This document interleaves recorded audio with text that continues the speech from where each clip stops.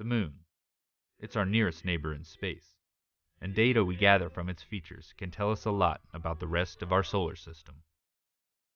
And through the eyes of the LRO spacecraft, we can explore the lunar surface in all new ways, in fascinating detail. Our tour begins on the western border, where the near side of the Moon meets the far side. The enormous feature is a lunar crater, and it's known as the Oriental Basin.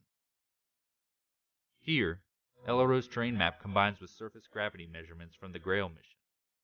This data reveals structure in the lunar crust beneath the surface, giving us a window into the geologic features of the Moon's interior. Our next location receives little direct sunlight and has some of the coldest recorded temperatures in the solar system, the South Pole. The highlighted spots signify potential water ice based on temperature readings from LRO's Diviner instrument and reflectance from its laser altimeter LOLA. LOLA also allows us to peer into the darkness of Shackleton Crater by bringing us this digital elevation model. It's 21 kilometers wide and 4 kilometers deep, but it pales in comparison to the largest known impact crater in the Earth-Moon system, the South Pole Aitken Basin.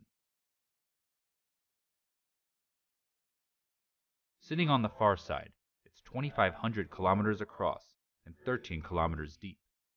We don't yet know exactly how old the basin is, but it was first seen in the 1960s by spacecraft flying around the far side. As much as we use LRO data to investigate areas we can't see from Earth,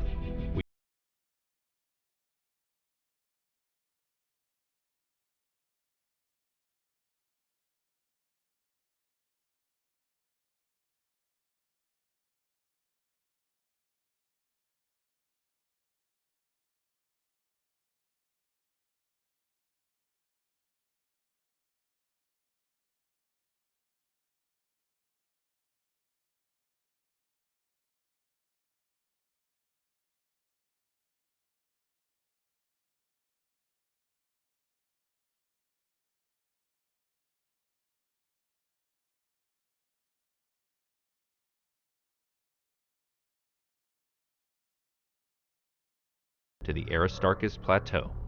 Here, infrared shows the mineral pyroxene in orange and a splash of plagioclase in blue from Aristarchus crater. This region can tell us a lot about the rich volcanic history of the Moon. As much as we study the Moon looking for sites to visit, we also look back at places we've already been.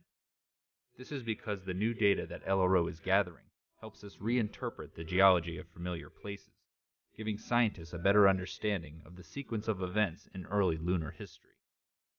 Here, we descend to the Apollo 17 landing site in the Taurus-Littrow Valley, which is deeper than the Grand Canyon. The path the astronauts took over the course of 3 days is shown. The Lunar Reconnaissance Orbiter camera is even able to capture a view of the bottom half of the Apollo 17 lunar lander, which still sits on the surface, as well as the rover vehicle. These images help preserve our accomplishment of human exploration on the Moon's surface. Moving onward, we make our way to our final destination. This location contains regions that exist in permanent shadow, as well as ones that bask in nearly perpetual light. It's the North Pole. Detailed terrain measurements by LOLA allow scientists to model sunlight and shadow at the poles over decades and centuries.